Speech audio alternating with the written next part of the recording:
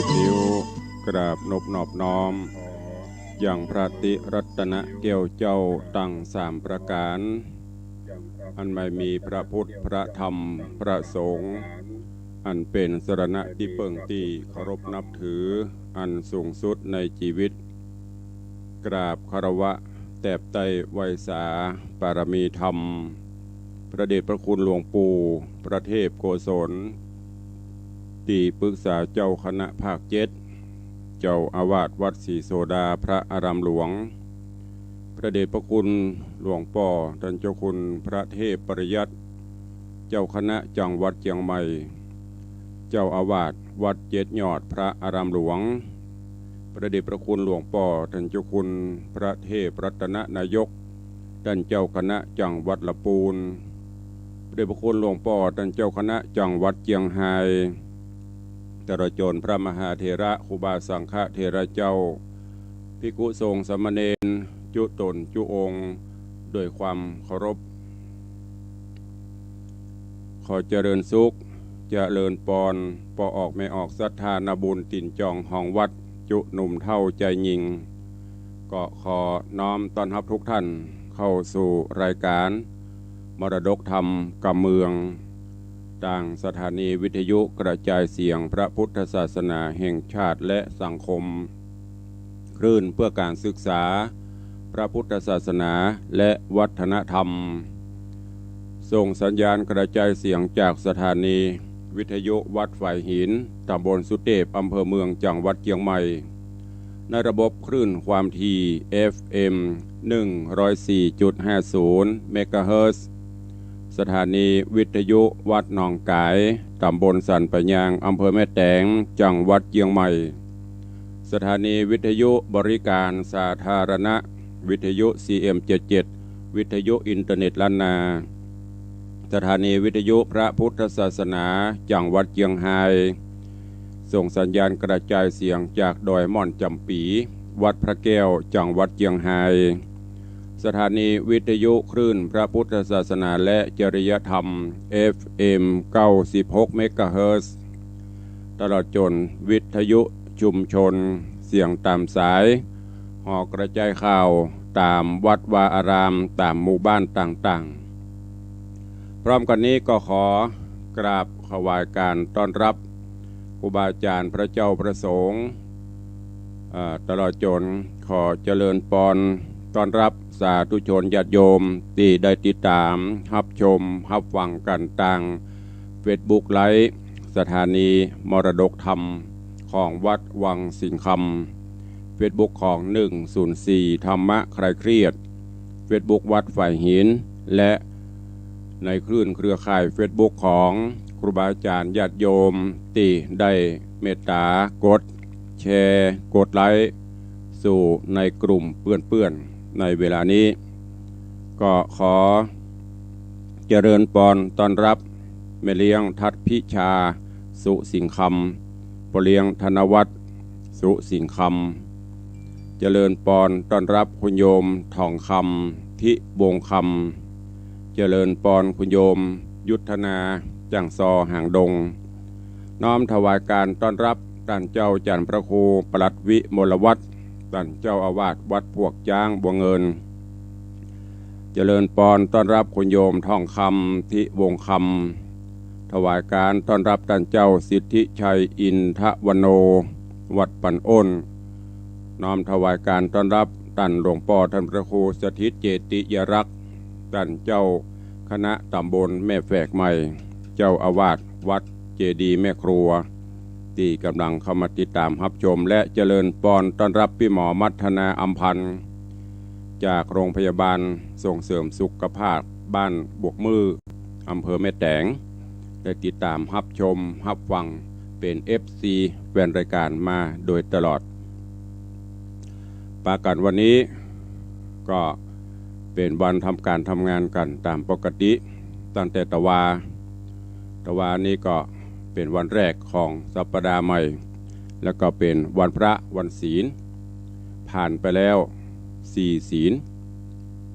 วันพระหน้านี้ก็จะเป็นศีลที่5แล้วแต่ว่าต้องขอสุมาอภัยญาติโยมในช่วงบ่าย รายการพิเศษวันธรรมสวนะแต่ว่านี้สภาพร่างกายไม่ไหวจริงๆเตะไปตาเมยลงเป็นสลืมสลือเตะไปตัวก็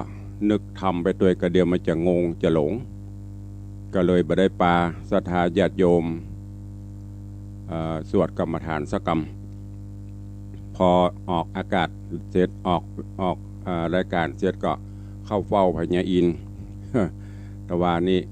เข้าเฝ้าพญาอินทร์2 ชั่วโมงตื่นมายังแขวนหน่อยสภาพร่างกายสู้ไหวอยู่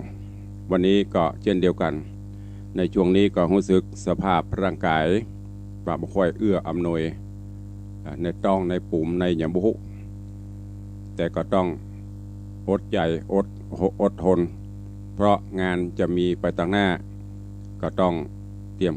งานยิ่งใกล้เข้ามาวันนี้วันที่17แล้ว18 19 20เหลือเวลาแถม3 วันที่จะได้เตรียมสถานที่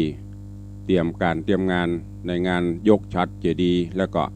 วันเกิดที่จะถึงนี้อันนั้นก็ขอประทานอภัยสุมาภัยครูบาอาจารย์ตัวเนอะ บางเตื้อก็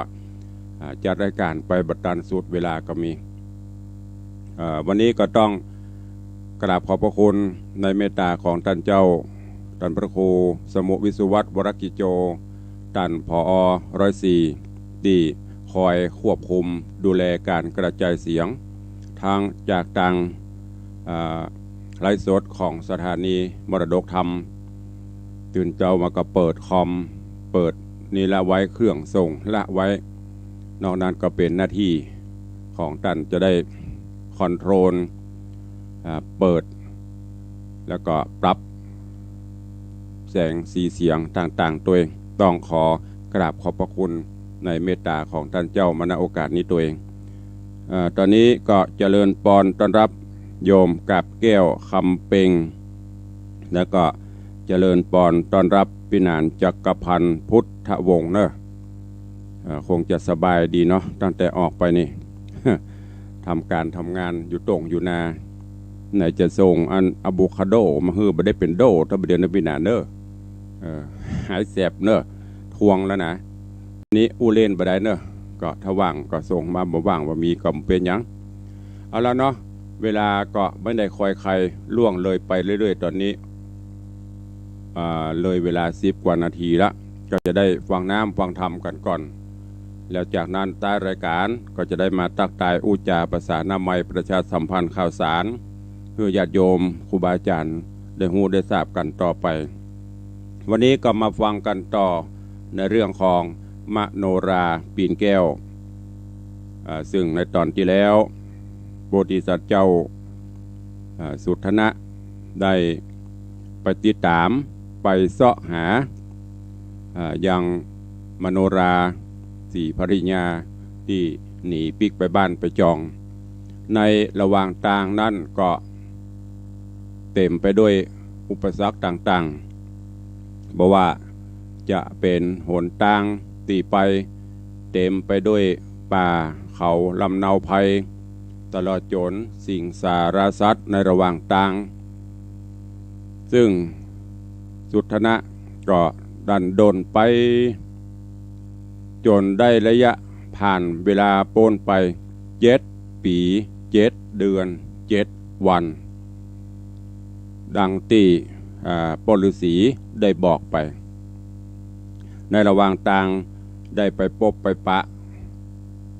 ยักษ์ตัวหนึ่งซึ่งก็ร่างกายตัวใหญ่กำยำเปิดเตือนว่ายักษ์เนาะสูงโจโลกำลังจะเข้ามากลุ่มมากว้ามาจับมายับเอาสุทธนะก็ได้จำกรรมที่ปฤษีได้บอกกล่าวว่าถ้าไปพบไปปะอย่างต่างๆในระหว่างต่างเพื่อจะบอกพิธีการกำจัดหื้อเบื้องต้นสุทธนะก็ยกธนูขึ้นยิงไปยังยักษ์ปรากฏว่ายักษ์โกนล้มสยบดาวตายลงแล้วก็โกนไปทางระหว่างแม่น้ำเอาตัวปาด คล้ายๆอย่างเป็นขัวเป็นสะพานปฤาษีก็บอกถ้ายักโกนไปปาดไปน้ำก็ฮึดเตียวข้ามไตยักเข้าไปเนอะก็จะข้ามโปนไปสุทนะก็ปฏิบัติตามนั้นแต่ว่าเตดมาถึงที่นี่เวลาหมดลงวันนี้ก็ฟังกันต่อว่าเรื่องราวของมโนราปีนแก้วจากเป็นจะใด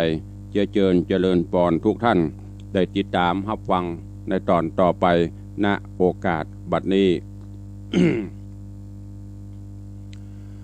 นะโมตัสสะภะคะวะโต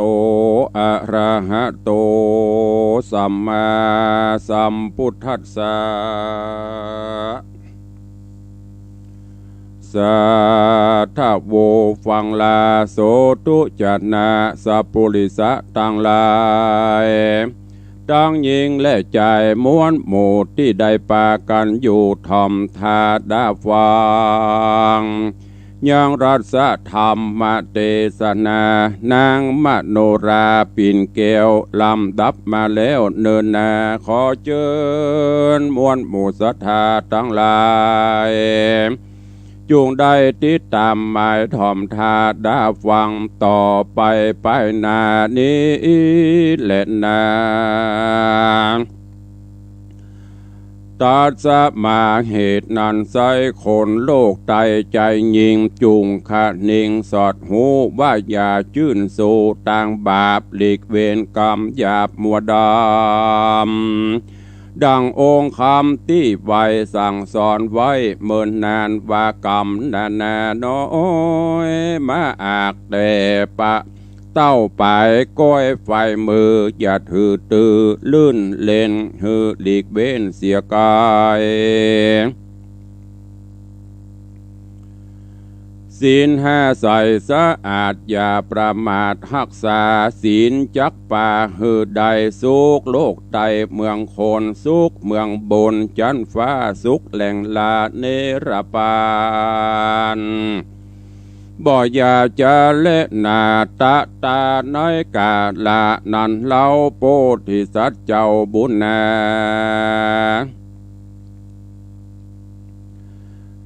การยักขาบมวยมอดลมเต่าตอดเป็นหัวก็ไต่ตามตัวยักกรากันรอดฟังนาดงไพรก็รีบเตียวไปจะใจไปปะใส่ปงไหวน้ำคมไหลหย่อซ่องบ่มีจ้องต่างใดจากเตียวไปลอดใดเจ้าหนอไทยพุทธาตุกนำนาแต่เราโอดกันเขาอยากนำตาวันต่ำจอยวอยจากกราบดอยต่ำไต่สัตว์น้อยใหญ่ดงตันต่างปากันร่ำร้องเสียงมีกองปุ่นกลัวฟ้าก็มาดำมัวมืดเศร้าลมปัดเอากวัดไกวฝนเม็ดใส่แห่ใหญ่ตกลงไข่ดงนา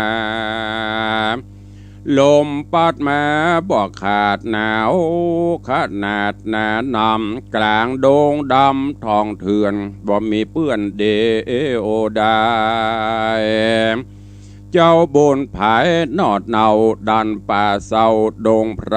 ก้อยเตียวไปจะใจก็หันใส่ไม้สูงดังจักกุงกำฟ้าเจ้าบ่จ้าภายผ่านก็กำวันไปสู่ขึ้นนั่งอยู่แง่ไม้เจ้าหนอไทยบุญแหน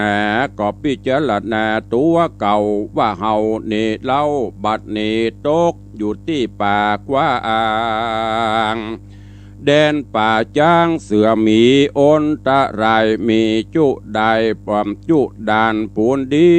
สะต้านผวยภัยย้อนมีใจไฟหอยหักนางอ่อนน้อยนารี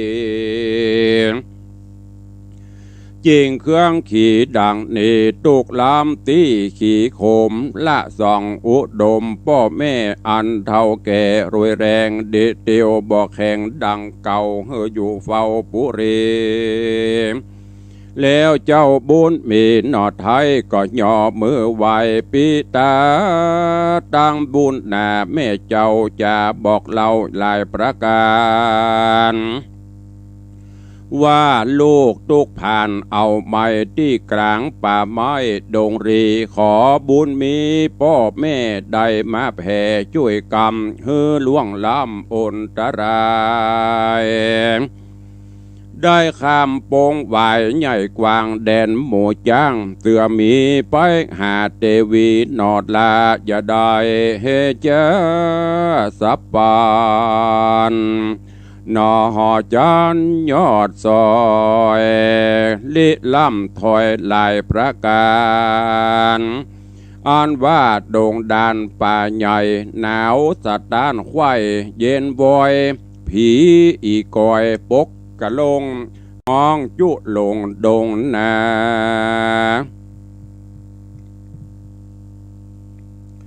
ห้องจุลงดงนาหนอพุทธาหนุ่มเนาเตียวไต่เต้าดงพรายโหนตั้งไกลบ่อโหดลายลอยโยดดิลีอีดอ่อนมีบอดน้อยนอนแล้วม้อยหลับไปก็มีหันเล่นนาตาจะมิงคาเนในคณะนอนใสยังมีนกใหญ่ปูแม่ตัวใหญ่เต้เต้าจ้างโลกกล่าวอ้างว่าหัสดิลิงมิงวังติงตวงตอดบินมาจอดอยู่สร้างที่แง่ไม้กวางห่างมันดอจอมทันยอดซอยพงมาม้อยลับลายก็ตกใจสะดุ้งตื่นลูกนั่งขึ้นมืนตาได้ยินตะกุณาตัวปูจากกล่าวโอเมียมันว่าฮอดเถิงวันพวกเจ้าสองนี่เล่าเฮานี่เล่าสองคาจากไปหน้าจะเสาะใสอันจักได้มากินเหตุเป็นวันศีลพวกเจ้าสัตว์ป่าเศร้าดงดานเคยเป็นอาหารแต่ใส่เฮาก็ฆ่าบ่ได้ดีลีเหตุเฮานี้มีศีลห้าสูจุงกว่าข้านิ่งนายว่าจากเนี้ยสันใดนั่นใส่อันจักหือใดอาหารนกดงดานตัวแม่ก็กล่าวแก่ไขจาว่าดังได้ยินมานี้เล่ายังมีพญาเจ้าตนองค์อาจอยู่เขาไกลลาดกิเลสลูกสาวมีน้อยอ่อนไปอยู่บ่อนเมืองคนได้บินหนขึ้นสู่ยังที่อยู่ปุรีปเวณี แต่ไทยไขบอกไว้เมินมาว่ากันผู้ใดนาไปสู่ในที่อยู่เมืองคนจักต้องจำละตนบอกขาดฮือสะอาดหมดสาย แม่นผู้ใดดื้อด่านหรือขี้ค้านเหลือกรรมบอกกะตำแล้วใส่จักมีโทษใหญ่เถิงตายเขาจักไม่บอจ้าเอาไปฆ่าฟันคอส่วนนางสอบอดนอดลางามเงื่อนฟ้ามโนราการขาดกาแยเมียนแล้วจักหือนั่งเต้นแก้วโทนขวัญการ7 วันครบไข่จักมีมหรสพใหญ่เจียงคานมีอาหารเข้าน้ำสับปะพร่ำจุอันกวนปากันอย่าจะบินข้ามป่าไปสู่ในที่อยู่ปุรีอันเต้าผู้มียศอาจจักมีจักฮืออัมมาต่างตาต่างเศษนาน้อยใหญ่เอาเป็ดไก่งัวควายเป็นเครื่องปริกรรมลายมวลมากมาบริจาคเตตานมีอาหารบ่อร้อยเฮากินเลี้ยงใส่ยาวไปนกดงไพรตังกู้หากกล่าวอู้จากการ ต่างเล้งหันเป็นแก่นอู้ตัดแม่นกันดีก็เมงหันและนาต่างโซตัวมหาสัตโตอ่านว่ามหาสัตเจ้าหนอมุนีพงนังอยู่ดีแง่ไม้ได้ยินนกใหญ่อู้จากการกึดหันตันสอดหูว่าหากเฮาอยู่ไปว่าหากเฮาไปอยู่ลีซ่อนในตองบ่อนสกุณานกก็จักป่าเฮานี้ไปสู่ที่เวียงใจไปหาใส่ใจยอดซ้อยงามเจือนจอยมโนราชหนอพุทธากึดแล้วใจผ่องแผ้วเจยบานก็ก้อยการเหาะย่องเข้าวางจ้องเก้าปีกลบเว้นฝีกไปสู่ในที่อยู่ต้องมันก็กำพันไว้มันนั่งอยู่หันบัดเดียวก็มีหันและนาปุณนาติวะเสการรอดวันลุนรุ่งจะเอานกป่าเศร้าหัดสดีก็เบนเนบ่อจ้าคำล่วงคำป่าปงวายบินผ่านภายจะใจคำป่าใหญ่ดงตานข้ามด้อยจันปากกวางข้ามตาตังนาตีนกหัดสดีตังกู้เต้าบินอยู่ไปบนไปโดยลวงหนอากาศหมายย่อไปสู่ไกลาดกิเลส่วนหนอมุนีกลิ่นกูก็นั่งอยู่แห่งห้องที่ปืนต้องสากุนาก็บ่เววาไว้วันเต่ากำไม่ไว้มันสันดีนกดงรีนั้นใจบินจะใจบ่จอดต่อเต่ารอดแดนเมืองแห่งเต้าบุญเรืองโยดอาจป้อนางนาฏมโนราสกุณาตังกู้ก็เหินลงสู่บ่อจ้าที่หิมต้าวังทานนอโปติญาณเจียงเจ้ากันนกป่าเศร้ายังจอดก็รีบรอดเร็วไวรีบหนีไปบ่จ้าเข้าซ่อนในป่าคุ้มหนาก็มีหันเล็ดนา ตีนี้จากวันนาจะ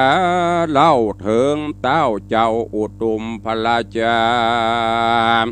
การหูวาดนางมโนรามาหอดเวียงเกี่ยวยอดปุรีก็ไขวัดตีบอกเล่าฮืออำมาดเก้าต่างตาหาสลามาไหววาดแปงภาศาสตร์หอควางเพื่อฮือนางอ่อนน้อยได้อยู่ภาศาสตร์ซอยพังกาดังกล่าวไขมาล่วงแล้วการภาศาสตร์แก้วบัวราบมวลกาละกวนมาไข่เต้ายศใหญ่ห่อใจก็จะไขโอกาสเรียกอำมาตั้งตนตั้งรีปนมวลหมู่มาพร้อมอยู่โรงกันการเขาการพร้อมกันดีแล้วเต้าตนเกี่ยวผาปลา ก็ไข่ขีดยาบอกเราหูเก้าความในว่าต่อนี้ไปนาบ่เนอเอินจะ7 วันจักมีงานกันอันใหญ่จูงบอกไพร่ไตประจาเหตุนางมโนราอ่อนน้อยพรานใจถอยไพรสนป่าไปเมืองคนโลกลาเมินใจจ้านำนาบัดนี้นาลูกแก้วมาหลอดแล้วปุรีป่าเวนีเต้ไทย แต่ไทยได้สืบไว้จะใครว่ากันพูดใดไปสู่ในที่อยู่เมืองโคนได้ปิกโหนมาลอดเวียงเกี่ยวยอดธานีต้องมาคัดสีอาบน้ำจำละพรำตนตัวตั้งแต่หัวพับไขว้นุ่งผ้าใหม่ขาวใสอันว่าใส่ใจนอดเนาเป็นลูกเต่าธิดาจากอุสาพิเศษอดิเรกทูลควันฮืออยู่หอจันหลังใหม่เต่ายศใหญ่หอใจยังจะไขโอกาสฮืออำมาตต่างตารีบต่างดาโตกแต่งผับจุแห่งธานีฮือนารีสาวน้อยงามจื่นจ้อยโสภาไปตักน้ำมาอย่าจ้าตี้น้ำตาวังทานเพื่อฮือบัวบานลูกลาจำระกว่ากาญาก็มีแลนาปูนนาเตวะเสการรอดวันลุนรุ่งเจ้าอำมาตย์เก้าเตรียมใจก็จะไข่กล่าวถอยฮือสาวน้อยนารีผู้งามดีม้วนหมู่เอาน้ำมาสู่หอคงเพื่ออาบองค์นอดเนางามบ่เศร้ามโนราจุมกันยาใหญ่น้อยต่างไหลหลังถอยใหญ่แบกให้คำไปตักน้ำมาสู่พร่ำหอจาน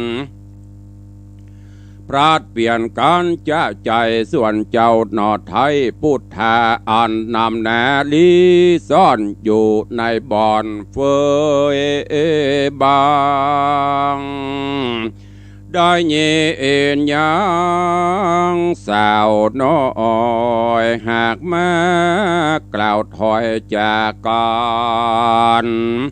เสียงเนืองดันสะเศร้าว่าโสจุงเฝ้าเรียวไวตักน้ำไปอย่าจะฮือนางนอดลาบมโนราอาบกาญาหมดไข้ฮือเคราะห์ใหญ่อุบาทได้กร้อยกลาดหายโหนหากเมาวนเนินจ้าเหนียวเจ้าฟ้าคิ้วโคดจักนี่โตดเถิงตายกันยัดลายมวลหมู่หากกล่าวอู้จาการนอทะรงทำยอดซอยได้ยินสาวน้อยจากใครข้านิ่งในหูรอดวัดนางเกี้ยวยอดจะยาเตียงจักมาอยู่แล้วในภาษาเกี้ยวห่อใจจากเนี้ยสันใดนั้นใจฮือนางนาไทยได้หูว่าเฮามาสู่ปุรีนอบมุนีเจียงเจ้าก็โกมกล่าวอธิษฐานจะบ่อนบานโอกาสซึ่งตาวราชมือเอืองโบนว่าสาธุสาธุโพนโตเทวะสังขโยฟังดูราเดบตาอันอยู่ด่านดาวโลกาเทวดามวลโมอินตาอยู่คงตะวันจุงปากันฟังถอยอันข้ามอนน้อยจะขายพิว่านานไกลจัดแล้วนางหนอแก้วมโนรากับข้านินาหน่อยนาดได้ใส่บาทจอมกันพละบุญตันพองแผ่วบอกกระดเกลียวหายนีแม้นว่ามีแล้วใส่ขอฮือนางนาไทยกันแย่อันพงมาตักน้ำอย่าย่อพรำเป้ใด การเจ้าหน่อไทยทะโรงยันอธิษฐานเมียนขอดก็ยังจอดอยู่ท่าที่คุ้มหญ้าเดิมตีก็มีเล่นนาตาน้อยกาละนันเล่ายิงหนุ่มเนากันยาอันป่ากันมาตักน้ำเปลี่ยนการพร่ำใหญ่ๆคือการคนนึ่งไปหอดแล้วที่ผาสัตว์เกียวพังกาคนหนึ่งก็มาลอดสู่ในที่อยู่นาตียังมีกินนารีนางหนึ่งสายพงตักน้ำใส่ยังไหอันจากยกไปเย็นยากเป็นลำบากเหลือล้ำนางก็ยกซ้ำหลายโหนบ่หูตนจากแปะเหี่ยววัดนักแต่นำนาเหงื่อปออยู่มาอาบหน่อยกืดข้าคอยในใจว่ากันเฮาไป จากการว่าเฮาไปเนิ่นจะจักมีโทษกว่าถึงตายนั่งก็ผ่านภายไปไข้พอเหนือใต้ไปมาก็หานหน่อพุทธาหนุ่มเนาอยู่ที่ปืนเก้าโยมหินก็มีใจยินจื่นสู่รีไปสู่บัดเดียวแล้วจะเลี้ยวกล่าวถอยมีบอดหน่อยหลายประการว่าดูราเจ้ากุมารเฮ้ยหน่อนาเอาข้าขอเพิ่งเจ้าบุญหนาได้เมตตาช่วยกำย่อหายน้ำพร่ำใส่บาหือผู้ข้าเลี้ยวไว้แด่เติ้นนาเมื่อนานมหาสัจเจ้าบุญนาเส้งทำกันยาอ่อนน้อยว่าดูรานางยอดซอยหญิงรามลักษณะงามใจจะจักเอาน้ำกว่าไปที่ไหนเป็นสันใดนันเหล่ายิงหนุ่มเนาแน่นามมีให้คำจุพูดเดียวมาสู่ต้าน้ำตักน้ำพร่ำเป็นสายเดียวหยาดใหญ่เป็นท่อมีงานใหญ่น้อยสั่งจะขอไข่จะกล่าวจี้หือหูที่ตามมีนางกินนารีน้อยนาดก็โอกาสไข่ก็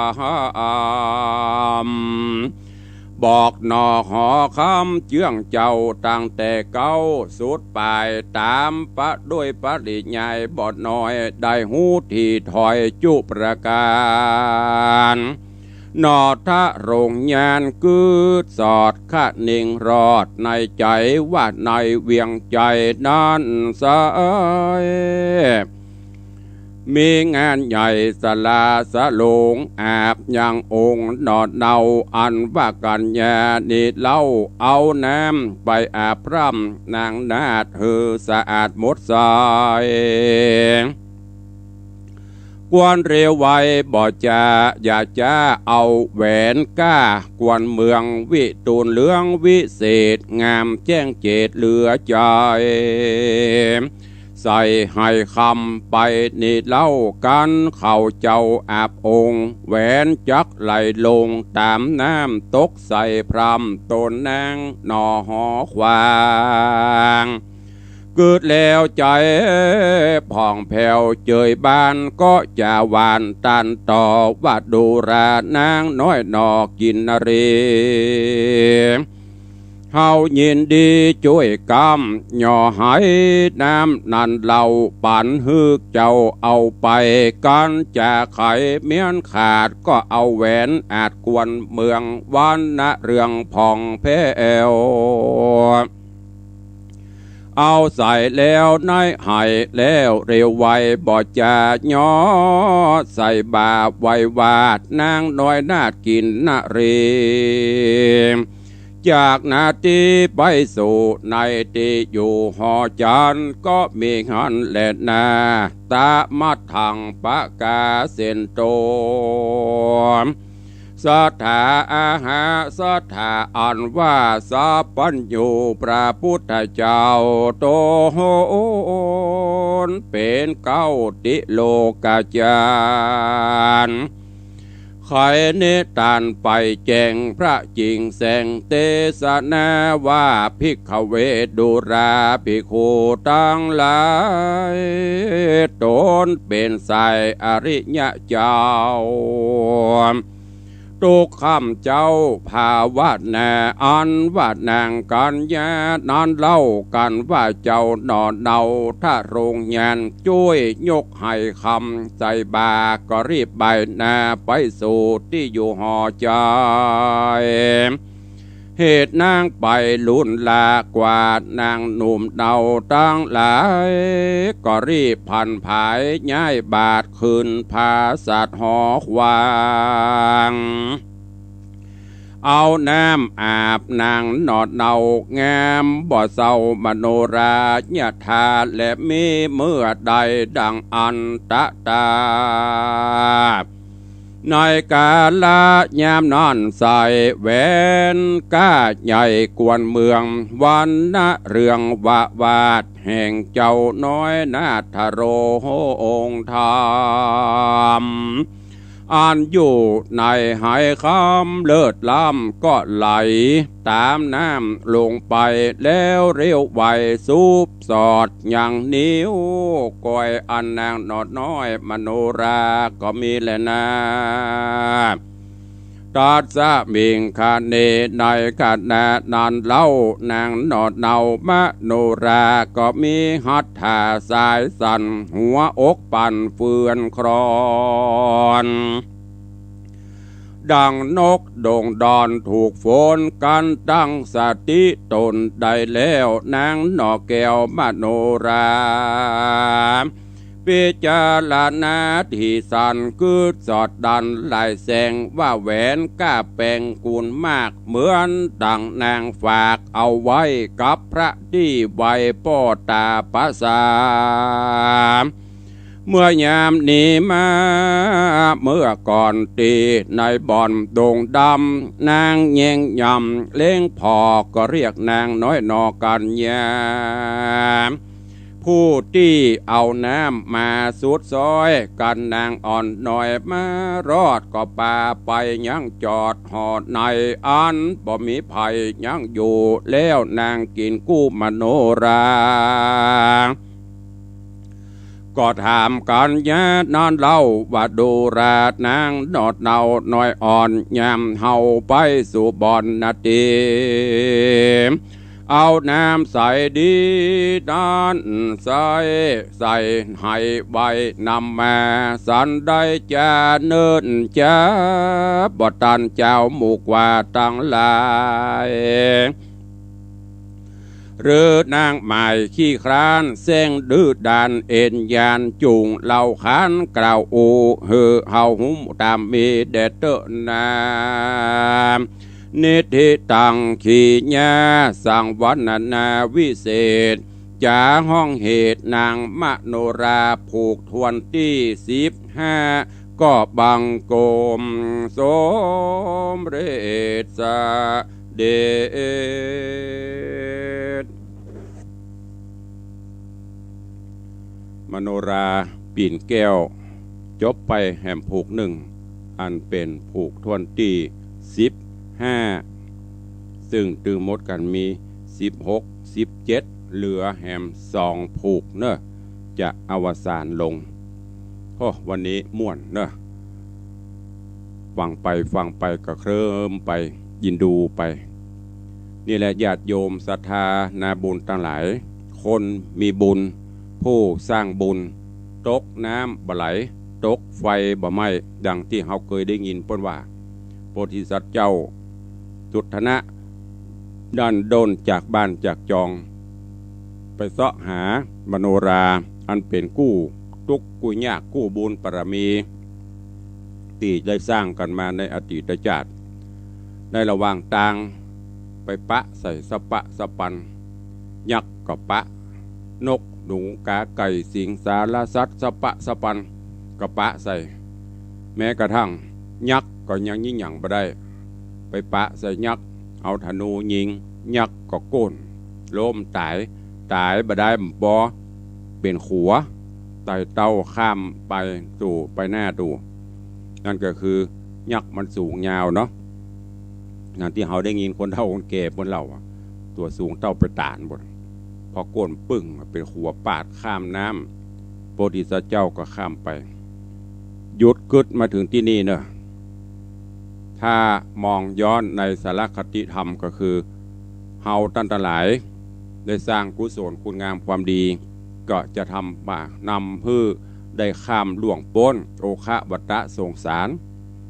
การเวียนว่ายตายเกิดนั่นก็คือได้สร้างสมปานปารมีธรรมไว้ให้มันเก่กล้าให้มันนักเฮาก็จะสามารถฝ่าฟันปัญหาต่างๆข้ามล่วงพ้นปัญหาต่างๆไปได้อันนี้ถ้าเป็นคำมะนะพอโพธิสัตว์เจ้าข้ามพ้นไปก็ไปนั่งพักอยู่ปืนต้นบะโยมหินแล้วก็ตั้งบนต้นบะโยมหินต้นไม้ใหญ่ไม้หลวงก็มีนกหัสดีลิงกู้หนึ่งมามาจากันอันแม่มันหรอเปิ้นภาษาอย่างคนเฮานะวันพุกจะไปกินไอ้อย่างซอกกินไอ้อย่างจ๊ะเพราะวันพุกเป็นวันพระวันศีลเฮาเป็นนกที่มีศีลเฮาบ่ฆ่าอย่าง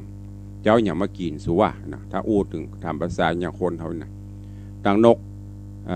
แม่ก็บอกว่ามันยากผูกปุ่นบินไปที่เมืองของป่อพญาทิจวงศาที่เมืองอุตระปุ่นที่เมืองอันไกรลาดที่เขาไกรลาดปุ่น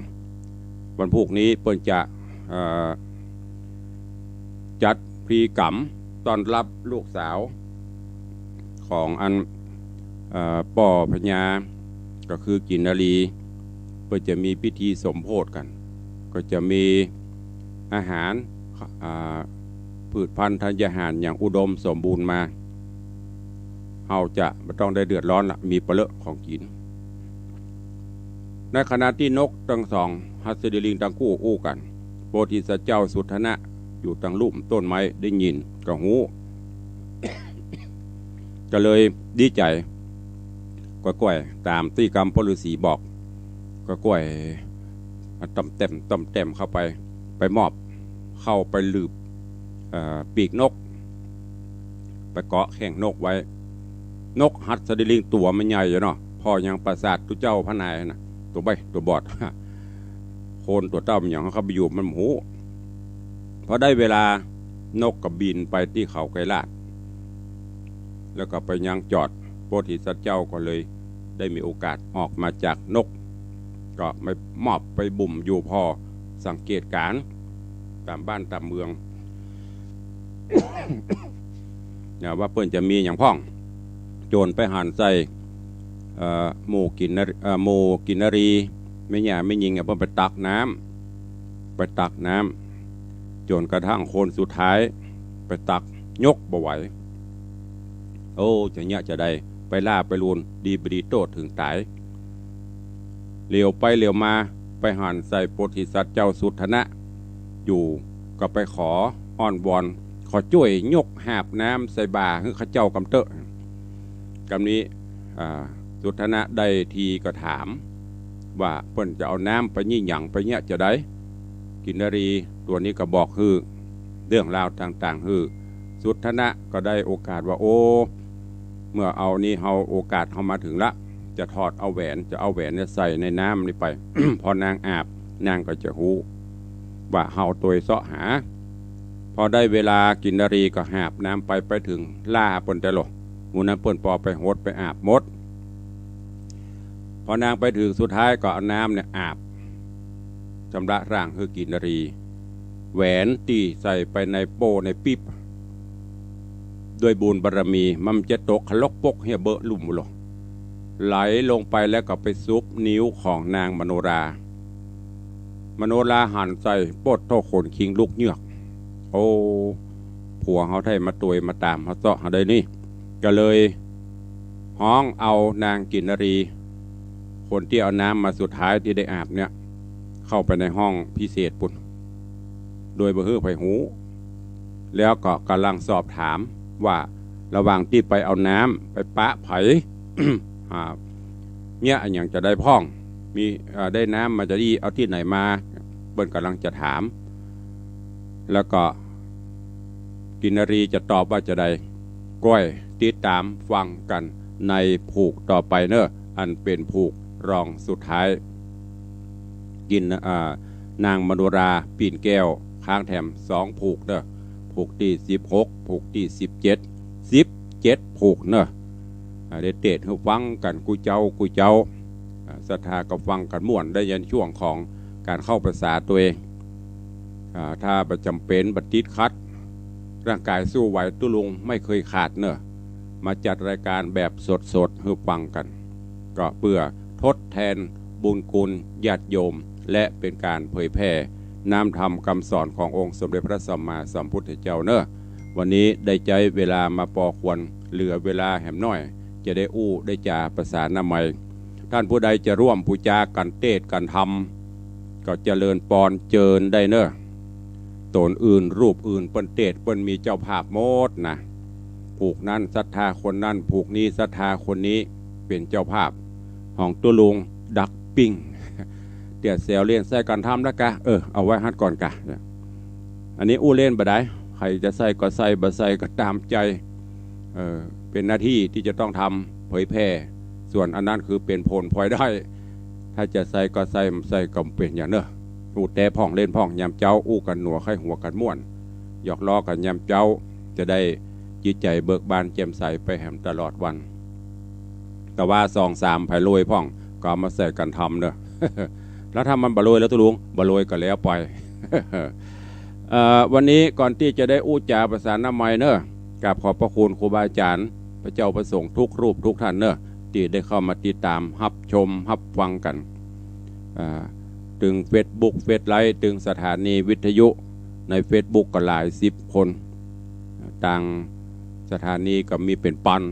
พอวันนี้ละ 3-4 สถานีวันนี้ก็ขอจาประสานน้ำไม้ตักตายกับญาติโยมเนอะก็แถมบกี่วันจะถึงแล้วงานทำบุญอายุวัฒนมงคลวันเกิดครบ58 ปีของอัตมาภาพของตุลุงตัวนี้แล้วก็หัวใจงานทำอันนึงก็คือจะได้ช่วยกันยกยอดชัดเจดีย์ทองคำยอดชัดทองคำขึ้นประดิษฐานบนเจดีย์ในวันที่21เนอะก็นำเอิญเชิญชวนใครว่างก็มาใครบ่ว่างก็บ่เป็นหยังหรือมีจิตเจตนาไปบ่ได้โควิดระบาดใครมีมุทิตาสักการะกับตุเจ้าจะโอนเข้าบัญชีก็ได้หรือจะฝากไปมาจะส่งจะได้ก็สุดแล้วแต่บ่มีก็ยกมือ10 นิ้วตั้งจิตอธิษฐานแผ่บุญกุศลร่วมกันเนอะในวันที่21การจัดงานในปีนี้ก็แบบเรียบง่ายตามมาตรฐานของกระทรวงสาธารณสุขของต่างราชการเปิ้นเว้นระยะห่างแล้วก็มีการคัดกรองผู้เข้าร่วมงานและจะใช้เวลาอันน้อยนิดไม่ใช้เวลานักแม้แต่การก็ต้องขอบคุณนะมีหลายท่านอีพ่ออีแม่ที่เคยนำโฮงตาลมาตั้งแต่ว่าก็มีโยมอย่างก็โยมแม่จังเขียนที่แม่จะเอาโฮงตาลขนมเส้นมาก็เลยบอกเขาเปิดขอโมทนาสาธุเนอะถ้าจะเป็นโฮงตาลมานั้นก็ขอให้ได้จัดในรูปเป็นกล่องหรือเป็นแพ็คพร้อมที่จะแจกเพราะเราจะมาตั้งโฮงตาลเหมือนดังก่อนนั้นมันบ่ได้ต้องเปิดเฮเว้นระยะห่างป้องกันการแพร่เชื้ออย่างนู้นเนี่ยความจริงมันก็บ่มีแต่เราต้องปฏิบัติตามของเปิ้นถ้าใครมีเจตนาจะนำมาก็ขอให้จัดเป็นแพ็คใส่ถุงกำเมืองห้องถุงเสี่ยวใส่ถุงเสี่ยวถุงพลาสติกพร้อมน้ำอย่างที่วัดนี้ก็ให้ตังโยมแม่บ้านเปิ้นทำข้าวกล่องอาหารกล่องพร้อมน้ำพร้อมแจกเขาจะมาตั้งโฮงตาลอันก๋วยเตี๋ยวโฮงตาลข้าวหนมเส้นโฮงตาลมีโฮงตาลอย่างกูเตือนนั้นมันบ่ได้ตุลุงก็เพราะมันมีกฎหมายกลัวเปิ้นจะติฉินนินตาเอาเนอะถ้าจะนำมาก็ขอให้เป็นกล่องพร้อมแจกทำพิธีเสียเท่าก็แจกจะกินนี่ก็ได้หรือจะไปกินบ้านก็ได้ตามสะดวกเนอะนี่ก็นำเรียนแจ้งให้ ญาติธรรมญาติโยมได้รับทราบตัวเองขอบคุณอนุโมทนาบุญกับผู้ร่วมมุทิตาสักการะที่ได้โอนปัจจัยมาก็มีโยมนงนุชนันจยะแล้วก็มีกลุ่มญาติธรรมอันมีกลุ่มของแม่ครูเหรียญทองจันทีแม่ครูได้มุทิตาสักการะ 1,500 บาทแล้วก็ถวายกันเตศแถม500โยมป้ออรุณแม่สุวรสใจโต500แม่ยอดเรือนช่างขาย200โยม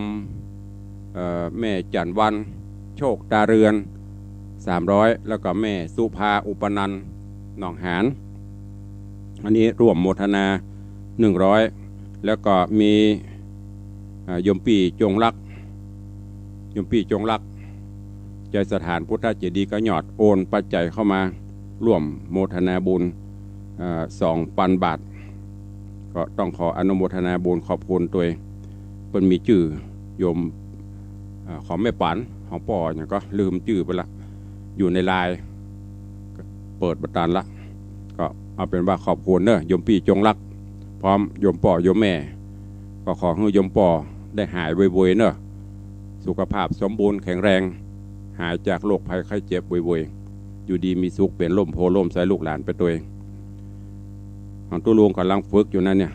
ที่ตางมเห็นใจอย่าพอหาตั้งเฟซตั้งไลน์ก็ดีพอที่เปิ้นส่งเฟซส่งไลน์เข้ามาเดี๋ยวก่อนเนอะเดี๋ยวก่อนแม่เลี้ยงเดี๋ยวก่อนพ่นเตื้อในนามของโยมพ่อใจแม่ปุณปันมีงานโยมพ่อใจแม่ปันมีงานบ้าน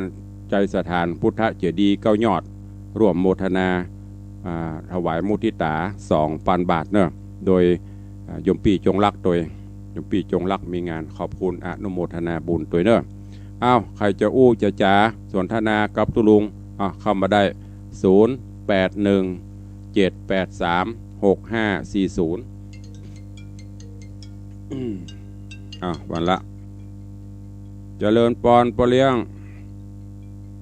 ฮัลโหลครูบาท่านเจ้าทั้งหลายพระเนรสามเณรที่ลามาได้มาดูประชุมเด้อมีที่น้อยตู้หลวงเนี่ยอาจารย์ใหญ่ก่อนเนี่ยกูน้อยกันเนี่ยตั้งแต่พันลงกันเนี่ยนักออกแบบสถาปนิกก่อนเนี่ยมีทุกอย่างเป็นได้ทุกอย่างมีทุกอย่างโอ้วัดดีวัดงามสถาปนิกก็ดีตั้งแต่โอนวิหารลงมาถึงว่าเจ้าตันใจพระธาตุเราสร้างเขาวัดเขาวาแหลมโอ้ได้ท่านพระคุณเนี่ยออกแบบทำไปดีละเล็กละน้อยมีที่ไหนบ้างเที่ยงคืนตี 1 ตี 2ลูกแม่ฝนตกต้นจำวัดกันทั้งนั้นเนี่ยเป็นห่วงเป็นน้ำแต่เนื้อกลัวว่าเราดิ้งน้ำแต่หรอโอ้ว่าเจ้าพอว่าพอรับหรือเปล่าพอเมื่อกับพักว่าโลกกะเด็กดีของงาม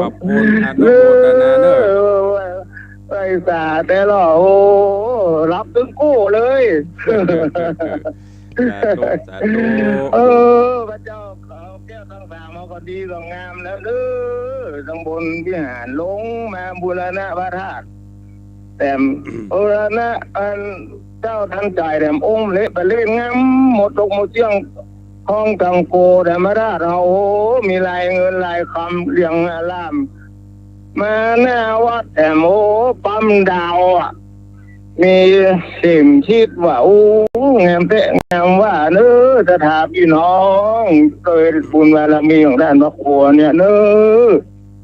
แล้วรักษาดูว่าเปิดเนื้อมันต้องไปเสียงมันลำไว้ตาไว้ตาเด้อโอ้ตุ้ยตุ้ม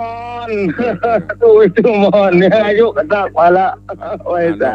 นาสาธุขอบคุณกับปเลี้ยงธนวัฒน์ก็โดยบุญบารมีของเปิ้นตัวลำพังเฉพาะทุเจ้าก็มีแต่1 สมองถ้าได้รับการอนุเคราะห์ ก็ต้องขอบพระคุณบุญกุศลกับต่างพ่อเลี้ยงแม่เลี้ยงตัวที่ได้ร่วมโมทนาบุญในการนี้จนวัดก็ได้รับการพัฒนามาเกือบจะครบสมบูรณ์ค้างห่อโฮงหลวงเนอะเจริญปอนโยมป่อถาวรจากจังหวัดลำปาง โอ้มาได้ไปแล้ว ไม่เป็นไร บางบนบ้านไปเพราะไปเพื่อจะกักตัวมากักตัวเนี่ย ไม่เป็น เดี๋ยวจะ ไร ช่วยบ้านทำบุญเนาะ ได้เลย มันจะโอนหรือว่าจะซื้อลูกเบาไปซื้อผม จุดแล้วแต่สะดวกเด้อ เนาะสะดวกเดี๋ยวลูกเบาเข้าไปมียันแฟนนี่ทำ2-3 คนบนมารวมนี่ตัวเองเดี๋ยวพ่อจะมันถูกเนี่ยอาจจะเอาโอนไปบ่เป็นหยังป่อสู้แล้วแต่สะดวกเด้อจะได้โอกาสนั้นไว้ เดี๋ยววันดีวันงามค่อยมาเด้อ สา ธุบุญรักษาอนุโมทนาเด้อ ครับ สาธุโยมป่อถาวรจากลำปางบ่ได้มาก็ไม่เป็นไรเอาเด็กหญิงปานีเอาเข้ามาเวลาจะหมดแล้ววันนี้ก็ตู้เจ้าบ่ได้หางเวลาไว้นักเนอะหางนักก็บ่มีไผโทมันก็จะมีหมู่เก่าๆเนี่ยโทก็เลยหางไว้หมอกอู้กันม่วนกระเปาะว่าจะได้เจริญปอนเอาเร็วอู้เร็วเว้ยเวลาหมดแล้วไม่ว่าไอ้เนี่ยแบบได้ฟังตอนท้ายเลยฮัลโหลอู้แลฟังโยอย่านึกว่าเพื่อนบอกป้ามโนลาโอ้คนตามไก่เนาะปะกะมันคนบุญวันละเจ้าเดียวอย่าง2-3 วันได้ไปแล้วเนาะให้เป็นงามสาธุเจ้าอนุโมทนาบุญรักษาหมดเวลาหมดวันนี้ได้3 คนสัญญาณออกละก็ขอนำรายการจากไปก่อนเนาะวันนี้เวลาหมดละจันคำเหยจันคำบอกอู้เตือนเนอะเวลาหมดละเดี๋ยวจันคำก็โทรหลังไม้เนอะเวลาหมดแล้วบัตตันเดี๋ยวจะไปข้ามเวลาเปิ้นก็ นำรายการจากครูบาอาจารย์ท่านเจ้าไปก่อนเนาะปะกันใหม่วันต่อไปขอความสุขสวัสดีบังเกิดมีกับทุกท่านเด้อยัตตาโรธรรมาวัตันติอายุวันโนสุขังปะลัง